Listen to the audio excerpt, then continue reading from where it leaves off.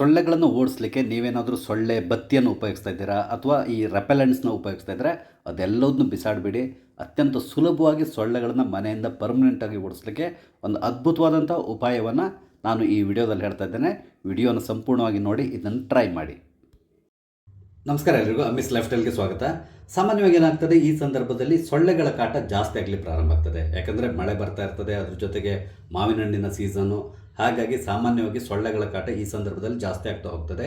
ಸೊಳ್ಳೆಗಳನ್ನ ಓಡಿಸ್ಲಿಕ್ಕೆ ನಾವು ಏನೇನೋ ಪ್ರಯತ್ನ ಪಡ್ತೇವೆ. ಹೆಚ್ಚಾಗಿ ಇತ್ತೀಚಿನ ದಿನಗಳಲ್ಲಿ ನಾವು ಈ ಮಾಸ್ಕಿಟೋ ರೆಪೆಲೆಂಟ್ಸ್ ಇದೆಯಲ್ಲ, ಅದನ್ನು ಉಪಯೋಗಿಸ್ತೇವೆ. ಆದರೂ ಕೂಡ ಸೊಳ್ಳೆಗಳನ್ನು ಅದರಿಂದ ಓಡಿಸ್ಲಿಕ್ಕೆ ಸಾಧ್ಯ ಆಗೋಲ್ಲ. ಅದ್ರ ಜೊತೆಗೆ ಇದನ್ನೆಲ್ಲ ಉಪಯೋಗಿಸೋದ್ರಿದೆಯಲ್ಲ, ನಿಮ್ಮ ಆರೋಗ್ಯಕ್ಕೆ ಕೂಡ ಹಾನಿಕರ. ಅದಕ್ಕೆ ಬದಲಾಗಿ ಇವತ್ತು ಆರ್ಗ್ಯಾನಿಕ್ ಆಗಿ ಮನೆಯಲ್ಲೇ ಮಾಡಿಕೊಳ್ಳುವಂತಹ ಒಂದು ಸೊಳ್ಳೆ ಓಡಿಸ್ಲಿಕ್ಕೆ ಅದ್ಭುತವಾದಂತಹ ಮನೆ ಮದ್ದನ್ನು ಹೇಳ್ತಾ ಇದ್ದೇನೆ. ಇದನ್ನು ನೀವು ಉಪಯೋಗಿಸಿ ಮನೆಯಲ್ಲಿರುವಂತಹ ಸೊಳ್ಳೆಗಳನ್ನು ಸಂಜೆ ಸಂದರ್ಭದಲ್ಲಿ ಹೊರಗಡೆ ಓಡಿಸ್ಬಿಡ್ಬೋದು. ಈ ಸೊಳ್ಳೆನ ಓಡಿಸ್ಲಿಕ್ಕೆ ನಾವು ಮನೆ ಮದ್ದು ಮಾಡ್ಕೋಬೇಕಲ್ಲ, ಅದಕ್ಕೆ ಬೇಕಾಗಿರುವಂಥ ಇಂಗ್ರೀಡಿಯೆಂಟ್ಸ್ ಮೊದಲು ಹೇಳಿಬಿಡ್ತೇನೆ.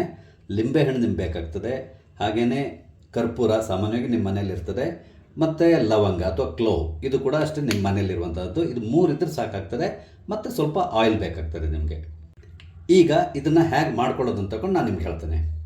ಒಂದು ಲಿಂಬೆಹಣ್ಣನ್ನು ತಗೊಳ್ಳಿ, ಸ್ವಲ್ಪ ಬುಡನ ಈ ರೀತಿಯಾಗಿ ಪ್ರೆಸ್ ಮಾಡಿ. ಯಾಕಂದರೆ ನಾವು ಅದನ್ನು ಈ ಥರದಲ್ಲಿ ಇಡಬೇಕಾಗ್ತದೆ, ಆವಾಗ ಸ್ಟ್ರೈಟಾಗಿ ನಿಲ್ಲಬೇಕಾಗ್ತದೆ. ಈಗ ಇಲ್ಲಿ ಮೇಲ್ಗಡೆ ಇದೆಯಲ್ಲ, ಇದನ್ನು ಸ್ವಲ್ಪ ಓಪನ್ ಮಾಡ್ಕೋಬೇಕು. ನಾವು ಒಂದು ಚೂರಿ ತಗೊಂಡು ಓಪನ್ ಮಾಡ್ಕೊಳ್ಳಿ. ಹೀಗೆ ಚಿಕ್ಕದಾಗಿ ಮಾಡ್ಕೊಳ್ಳಿ, ಅಂತ ತುಂಬ ದೊಡ್ಡದೇನು ಬೇಕಿಲ್ಲ. ಜಸ್ಟ್ ಕ್ಯಾಪ್ ಥರ ತೆಗಿಬೇಕು ನಾವು ಅದನ್ನು.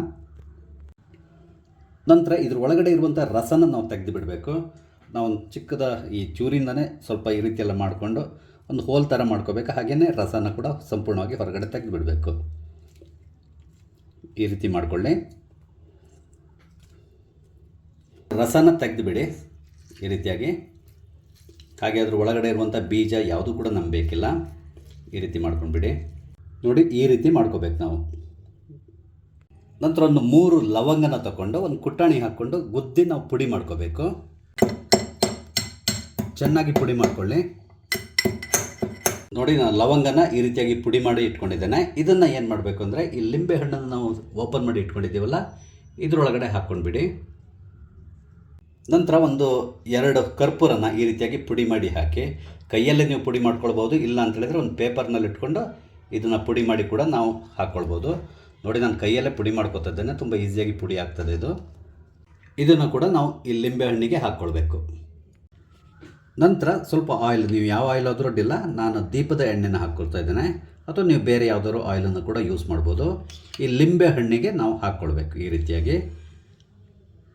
ನಂತರ ಈ ಆಯಿಲ್ ಜೊತೆಗೆ ಈ ನಾವು ಕರ್ಪೂರ ಮತ್ತು ಲವಂಗ ಹಾಕಿದ್ವಲ್ಲ, ಅದು ಕೂಡ ಮಿಕ್ಸ್ ಆಗಬೇಕು. ಸೊ ಒಂದು ಕಡ್ಡಿ ಏನಾದರೂ ತೊಗೊಂಡು ಈ ರೀತಿಯಾಗಿ ಮಿಕ್ಸ್ ಮಾಡಿ, ಇಲ್ಲಾಂದರೆ ನಾನು ಚೂರಿನ ಉಪಯೋಗಿಸ್ತಾ ಇದ್ದೇನೆ.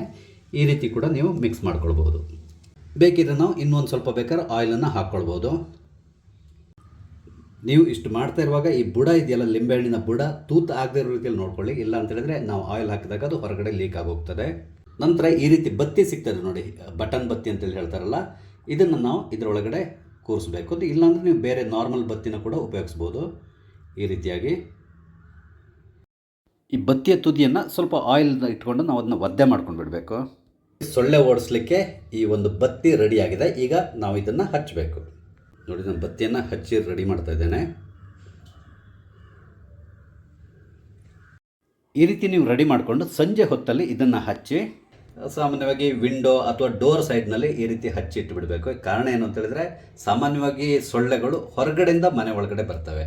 ಆಗ ಈ ರೀತಿಯಾಗಿ ನೀವು ಹಚ್ಚಿಟ್ಟಿದೆಯಲ್ಲ, ಇದರ ಸ್ಮೆಲ್ಲಿಂದಾಗಿ, ಈ ಕ್ಲೋವ್ ಯೂಸ್ ಮಾಡಿದ್ದೇವೆ, ಲವಂಗ ಹಾಕಿದ್ದೇವೆ, ಅದಾದಮೇಲೆ ಕರ್ಪೂರ ಉಪಯೋಗಿಸಿದ್ದೇವೆ, ಹಾಗೆಯೇ ಲಿಂಬೆ ಹಣ್ಣಿದೆಯಲ್ಲ, ಇದರ ಸ್ಮೆಲ್ ಎಲ್ಲದೂ ಸೇರಿ ಈ ಸ್ಮೆಲ್ಲಿಂದಾಗಿ ಸೊಳ್ಳೆಗಳಿಗೆ ತುಂಬ ಇರಿಟೇಟ್ ಆಗ್ತದೆ. ಹಾಗಾಗಿ ಸೊಳ್ಳೆಗಳು ಒಳಗಡೆ ಬರೋದಿಲ್ಲ. ಸಾಮಾನ್ಯವಾಗಿ ಏನಾಗ್ತದೆ, ನೀವೀಗ ಮಾಸ್ಕಿಟೋ ರೆಪೆಲೆಂಟ್ಸ್ ಎಲ್ಲ ಯೂಸ್ ಮಾಡ್ತಿರಲ್ಲ, ಅದು ಎಲ್ಲದರಲ್ಲೂ ಕೂಡ ಅಷ್ಟೇ ಇದೇ ರೀತಿಯಾದಂಥ ಟೆಕ್ನಾಲಜಿಯನ್ನು ಉಪಯೋಗಿಸ್ತಾರೆ. ಅಂದರೆ ನಿಮಗೆ ಸುಮ್ಮನೆ ಟೆಕ್ನಾಲಜಿ ಅಂತೇಳಿ ಹೇಳ್ತಾ ಇದ್ದೇನೆ. ಅಂದರೆ ಸ್ಮೆಲ್ಲಿಂದಾಗಿ ಅವು ಮನೆ ಒಳಗಡೆ ಬರೋದಿಲ್ಲ, ಮನೆಯಿಂದ ಹೊರಗಡೆ ಹೋಗಿಬಿಡ್ತವೆ. ಹಾಗಾಗಿ ನಾನು ಇಲ್ಲಿ ಇದನ್ನು ಮಾಡಿ ನಿಮಗೆ ತೋರಿಸ್ತಾ ಇದ್ದೇನೆ. ನೋಡಿದ್ರಲ್ಲ, ಸೊಳ್ಳೆಗಳನ್ನು ಮನೆಯಿಂದ ಓಡಿಸ್ಲಿಕ್ಕೆ ಒಂದು ಅದ್ಭುತವಾದಂಥ ಉಪಾಯವನ್ನು ನಾನು ಈ ವಿಡಿಯೋದಲ್ಲಿ ಹೇಳಿದ್ದೇನೆ. ಈ ವಿಡಿಯೋ ನಿಮ್ಗೆ ಇಷ್ಟ ಆದರೆ ದಯವಿಟ್ಟು ಲೈಕ್ ಮಾಡಿ, ಶೇರ್ ಮಾಡಿ. ಹಾಗೆ ಇಲ್ಲಿವರೆಗೆ ನೀವು ನನ್ನ ಚಾನಲ್ ಸಬ್ಸ್ಕ್ರೈಬ್ ಮಾಡಿಲ್ಲ ಅಂದರೆ ದಯವಿಟ್ಟು ಸಬ್ಸ್ಕ್ರೈಬ್ ಮಾಡಿ. ನಾನು ಹಾಕುವಂಥ ಎಲ್ಲ ವಿಡಿಯೋಗಳನ್ನು ನೋಡಿ ನನಗೆ ಸಪೋರ್ಟ್ ಮಾಡಿ. Thank you.